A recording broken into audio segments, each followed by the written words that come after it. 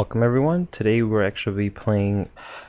be actually doing a game review of E.T. the Extraterrestrial. Now this game actually had a couple of things that were interesting about it and several things that were not so great about it. So in order to begin, let's just take a look at the actual gameplay of E.T. the Extraterrestrial. So first off, you drop down off this pink spaceship as E.T. And as you can see, the graphics aren't really that good. And there's a counter on the bottom which reflects how many steps you can actually make. Of course, for me, this game seems very odd, especially the way the graphics are. It's one thing. And I'll give Atari one thing. I mean, this game was made in 1980s, 1982 to be precise.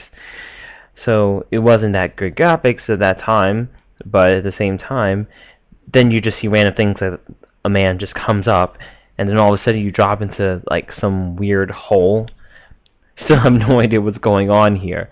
As much as I can tell you right now, basically it came from space and someone wanted to come after me. And now I'm stuck in a hole. That's really all I know about so far. And apparently if I lift my neck up, I get to float back up from the hole. And if I drop my neck, I can fall back down the hole.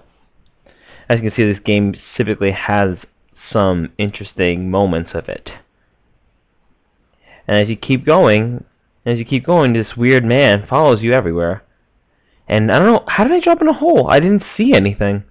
I don't know. Gameplay here is kind of weird. And how did I reappear there? And what's going on here? And who's that? I can understand why people in the 1980s hated this game. Even for me who is now existing in the 2000 era, this game basically made no logical sense. In fact, in most cases, it was just very silly to look at, and the cutscenes were so bad, and it was just confusing itself. And let's see, I think that's something I'm supposed to collect, but I have no idea. Oh, great! Now he's back again, and all of a sudden he captures me. How? None of this actually makes sense. This game has a few. Well, I mean, like, I'll give the game some credit when it comes to the graphics. I mean, you can't really say anything much about them, but other than that, this game was pointless.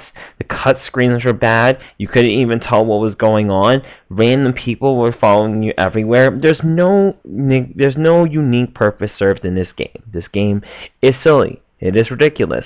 And as you can see, all of a sudden, I'm cutting between these two scenes and locking myself in here. This game is confusing. I'm surprised most of us were able to actually even understand this game when it came out. But at the same time, it doesn't surprise me that most of the cartridges were lost or supposedly destroyed in New Mexico. This game was one of the worst games ever created. I can understand why people didn't want to play this game. And finally, there's just some things that need to be left alone. This game, in my opinion, is just a reflection of what happens when Hollywood messes with the gaming world, and how sometimes people rush games in order to make profit off of them because something is popular during the time. Ultimately, E.T. the Extraterrestrial is the worst video game of all time.